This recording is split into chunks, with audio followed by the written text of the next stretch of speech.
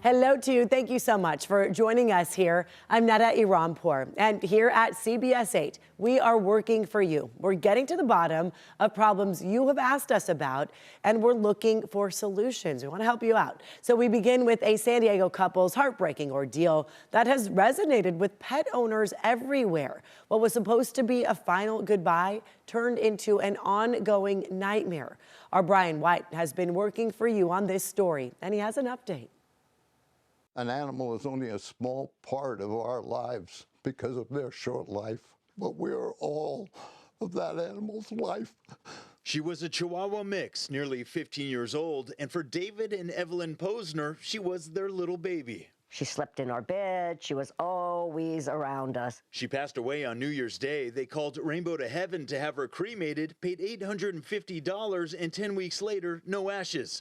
We shared their story, and turns out many others were experiencing the same nightmare. Within 5 minutes after it aired on TV, they called us. A delivery driver brought Sydney's ashes that night, and now the urn sits on their coffee table. It's a big relief knowing that we got her home where she belongs. Many others are still waiting. I told you about Yacindy Trinidad and her lovebird Tweety. 4 months of waiting, still no ashes. And Robert McGee and his cat Bingles. 3 months, also no ashes. My heart dropped. I cried for days, and I was just like, oh my God, like, how did this happen to me? Alexandria Lara's Yorkie, Coco, passed away more than 4 months ago. She just received this picture and was told Coco's ashes will be delivered soon. My first instinct was that's not her. But of course, I'm just scared. So at this point, feeling hopeful that that is her and they did the right thing. Thank you for calling Rainbow to Heaven. I called the company's main line. The message said they're no longer accepting any new pickups. If we have already picked up your pet, please be assured that your pet is safe and being handled in a professional and dignified manner. Without any laws in place to regulate the pet cremation industry in California, there is no real oversight or any way to ensure accountability. Meanwhile, David and Evelyn choose to believe these are Sydney's ashes. I feel that her ashes are in there. I have to feel that. If not, I'm not going to get any peace. And I can sleep better at night now. So I can't thank you guys enough. Working for you, Brian White, CBS 8. Clearly, our pets mean so much to so many families. Right now, there's a warning about people posing as ICE officers. CBS 8's Esmeralda Perez working for you and explains the latest tactic now by scammers and how people can protect themselves from falling victim to these schemes.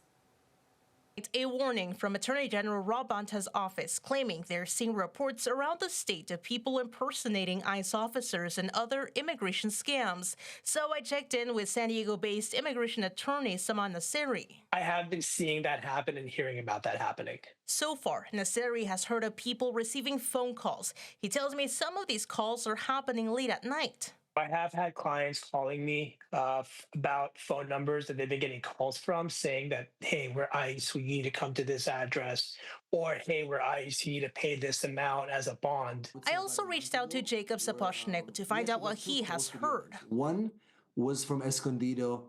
Somebody called for a consultation and they said that three men came to their store. They had a small, I guess, grocery store or something, and they claimed to be immigration enforcement, and they wanted them to give them the names of all the workers that they have. Bonta's office shares some ways to protect yourself from these scams. Ask for identification. Do not give money or personal information to anyone who calls, texts, or emails you claiming there's a problem with your immigration matter. Do not sign an immigration form that includes incorrect information or blanks. Do not sign anything until you understand what you are signing. Do not hire an immigration consultant or a notary, because only lawyers, accredited representatives, and recognized organizations can give you legal advice or represent you in immigration court. And beware of .com or .net websites. Instead, access information from .gov websites, which are government affiliated. They're trying to use the fear of immigration enforcement to try to get people to give up their hard-earned resources. James Ely is with Identity Theft Resource Center, which provides free direct identity crime advice and victim assistance. James tells me this is a very serious problem. This kind of scam is called an impersonation scam. And that is a very serious and a very growing problem in the United States. And we know right now immigration laws are confusing as it is. So glad Esmeralda Perez is bringing that to our attention. Attorney General Bonta does say his office will continue to make sure our laws are fully enforced and the rights of immigrants are respected and protected. People experiencing homelessness in Carlsbad will soon no longer be able to sleep in their vehicles overnight. That's because the Carlsbad City Council passed its vehicle sleeping ban. This was a unanimous vote this past week. This ban includes no sleeping in vehicles at beaches, parks, and parking lots. It all goes into effect starting next month. The city will use $3 million for outreach efforts and to offer short-term rental assistance. Police will also contact people sleeping in their cars to explain the new ordinance to them. And now, just as the weather is warming up, a lot more people headed out to the beach, right? Well, the Mission Beach Lifeguard Tower is in dire need of emergency repairs. Look at parts of this. The building is a staple along the San Diego coastline, but as its condition deteriorates, there are questions and concerns about how much longer it can withstand nature's wear and tear. CBS 8's Brian White went to check it out for himself. Dilapidated and in disrepair, the main lifeguard station on the Mission Beach Boardwalk is near the end of its service life. Numerous cracks on the outer walls, rusted out metal framing, and corroded braces that hold pipes in place. A litany of issues plainly visible from the outside, the conditions so poor that San Diego Fire Rescue is requesting emergency repairs. Mission Beach Town Council President Casey Fields says this lifeguard station is one of the busiest in San Diego. The most important thing is the structural integrity of the building, and that needs to be preserved so that way the building can continue to be used. An inspection by the city's development services in November determined it could be dangerous and unsafe if action is not taken. They said there is risk of falling debris from the building as the concrete masonry pulls away from the corroding rebar underneath, putting not only lifeguards at risk, but the general public too. Now to compare, here's what the lifeguard station in Pacific Beach looks like. It went through some renovations in 2016, and here's what the main tower looks like at La Jolla Shores. It was built 12 years ago and replaced an older one that was demolished. Now back to Mission Beach, you can see the difference. This building has seen better days. San Diego Fire Rescue is asking the city of San Diego for $1 million to make these repairs. Best case scenario is let's get it patched up, keep it working, and then come up with a long-term plan. But don't wait for it to be condemned before we replace it. Let's keep it going because it's a really solid station.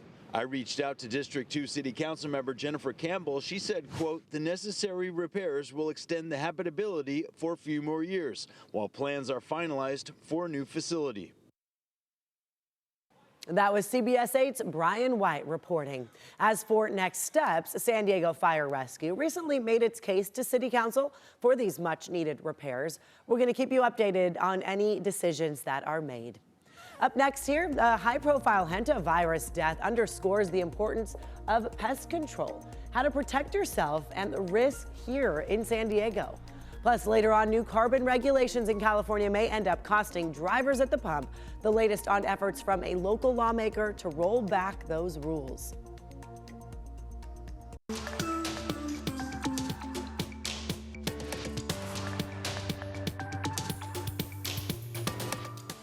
Now, what is Hantavirus? You may have been hearing about this. How concerned should we be here in San Diego County? A lot of people are asking this question following the death of legendary actor Gene Hackman and his wife Betsy.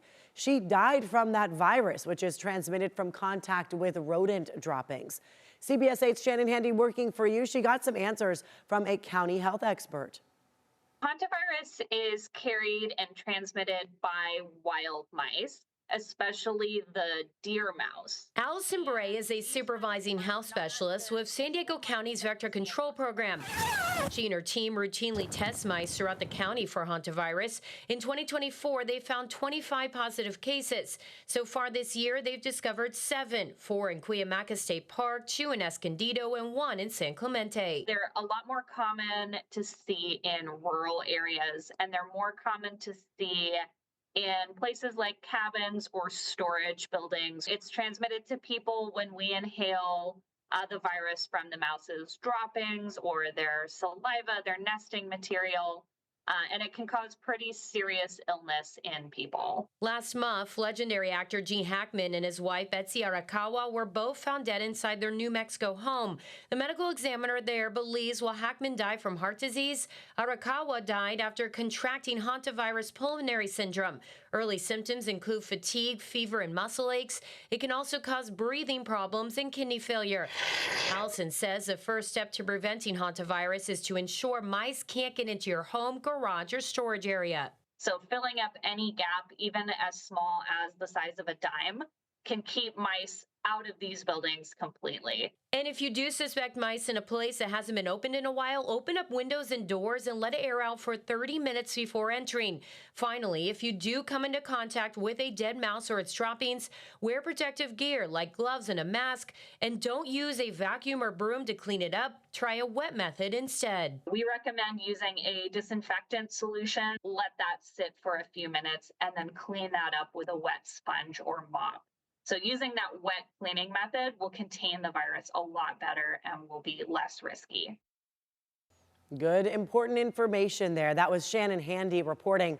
According to the county's latest data regarding Hantavirus in humans, since the year 2004, there have only been 4 in San Diego County, and only 1 of those was transmitted here locally. Many of us brush our teeth twice a day using the same toothbrush, right? Morning and night. But should you throw it out, especially after being sick? Here's Megan Bragg with our Verify team. According to the American Dental Association, 69% of Americans brush their teeth twice a day, which means they're getting pretty good use out of their toothbrushes. But when should you throw that toothbrush away? Our sources, Dr. Ann Clemens, dentist at Cleveland Clinic, the American Dental Association, the American Medical Association, and the Silberman Dental Group. When it comes to changing your toothbrush, the American Dental Association recommends changing your toothbrush every 3 to 4 months or more often if bristles are matted or frayed. But what if you get sick? Should you throw that toothbrush in the trash after? Frankly, most healthy people are probably at a very low risk, really, of reinfecting themselves from something they've already really built an immunity to.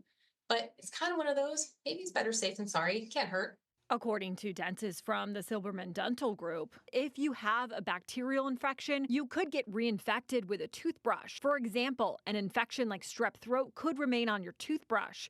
The American Medical Association says bacteria like strep throat can live on surfaces for a period of time. If someone has a lowered immune system, that could reinfect the person. Like Dr. Clemson said, rather be safe than sorry and throw out that toothbrush. With your Verify, I'm Megan Bragg. They also have those replacement heads for those of you with electric toothbrushes. It's not your imagination. Prices on some of your favorite menu items have been surging way above inflation even.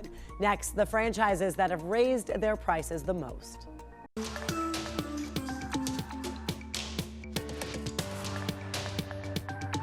Welcome back here. An El Cajon-based pet food company is recalling about 140 boxes of its raw chicken cat food because of possible bird flu contamination. So a heads up here, the company named Savage Cat Food, you see the packaging here, they say the affected products were sent out to retailers across California and in a few other states. At least 3 cats have gotten sick or died in connection with the pet food. Tests suggest they were infected with bird flu. Health officials say cat owners should monitor your cats for fever, lethargy, eye inflammation, breathing problems, and tremors or seizures. Californians could soon be paying even more at the pump. I know you don't want to hear this. After legislation targeting pricier fuel regulations failed to move forward. Those regulations were passed in November, and they aim to reduce how much carbon is released into the air. But critics say those environmental benefits will come, with a substantial cost to drivers when they fill up their vehicles. CBS 8's Richard Allen working for you. He has more on the move to roll back the new rules and the pushback it received in Sacramento. Just really expensive. For many San Diegans, the cost of gas is already too much. I have to either work more or get another job just to pay for gas. It all adds up. So, You only spend so much money on food, so much money on gas. That price could creep up even more after the California Air Resources Board, also known as CARB, gave the green light in November to a proposal that will limit the amount of carbon in fuel by increasing penalties for refineries that produce high-carbon gasoline and diesel, an extra cost that will likely be passed on to consumers. These regulations have a direct correlation to the price of gasoline, and you cannot say otherwise with a straight face. State Senate Minority Leader Brian Jones' proposed bill would have specifically rolled back these updated regulations, pointing to the financial burden on average Californians. When the price of gasoline goes up, it costs them more to get to their job. It's less money for their kids' clothing. It's less money for their kids' food. It's less money for their kids' medical expenses. I don't believe that your bill is the path forward. But at today's Senate Environmental Quality Committee meeting, SB 2 failed to garner enough support to make it feasible for Jones to continue pushing for its passage, with opponents pointing to these fuel standards as a driver in developing and subsidizing low-carbon fuels, including zero-emission options like electric vehicles. Critics of the bill also question whether the updated regulations would actually translate to a gas price hike of 65 cents a gallon, which some analysts have projected. Independent studies have found that the correlation is minimal compared to the impacts from broader market forces. But even now, it remains unclear exactly what financial impact these updated regulations will have on the price that Californians pay at the pump. If the appointed members of CARB don't know what their own rules are going to cost Californians, then they shouldn't be blindly approving them. That was Richard Allen reporting. In the end, the committee failed to pass on a 2-3 vote. Technically, it was granted reconsideration, meaning it could potentially move forward, but in light of the lack of support that it got, Senator Jones said he would not be pursuing that. As many of you have likely noticed, going out to eat has become more expensive, and now we do have the numbers to prove that what you're feeling is correct. Over the last 5 years, we've seen prices jump 22%. However, a Finance Buzz study shows that at some popular restaurant chains, the prices are going up even faster. CBS 8's Jenny Day took a look. Eggs have been the recent culprit, but also minimum wage increases, supply chain issues through the pandemic, and overall inflation have some of your favorite chains raising prices by more than 82%. It used to be you could eat out on a budget. I think if you get like the deals, it's not bad. But if you get like the normal stuff, it is. Breakfast is no longer, $5 or $10, it's $15. The price of pancakes is more. The personal finance website Finance Buzz found IHOP has raised prices by 82% in 5 years. The average casual dining restaurant up 42%. And their study found fast food is up 60%. It fit with what we felt was happening, and now we've got the hard data. I spoke to researcher and data scientist Josh Kober, who analyzed prices from 2020 to 2025 at the 16 biggest chains in America.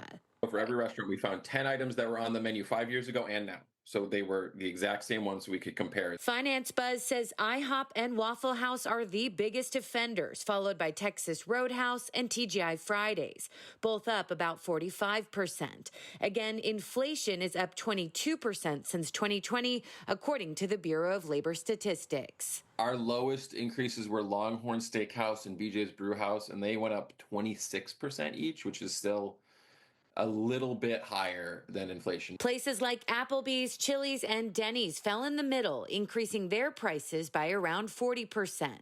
All 16 chains, though, raised prices past the rate of inflation. Buffalo Wild Wings, Outback, Olive Garden, they all raised their prices about 30% or less. So that's higher than inflation, but it's not crazy. More places are offering deals to get you in the door, but places that didn't used to break the bank now can come with a bit of sticker shock when you get the bill. I don't really go out that much. We've kind of learned to accept, the corporate greed thing. Now, this study also looked at the biggest single item increases at each of these restaurants. So I'll put a link on CBS8.com so you can check if your favorite meal made the list. Reporting for CBS 8, I'm Jenny Day. And that is going to do it for us here on CBS 8 Plus. Remember, if there's something you'd like us to look into, you can always email us. There it is on your screen, working for you at cbs8.com. Thank you so much for joining us here. I'm Neda Iranpour, and we will see you next time.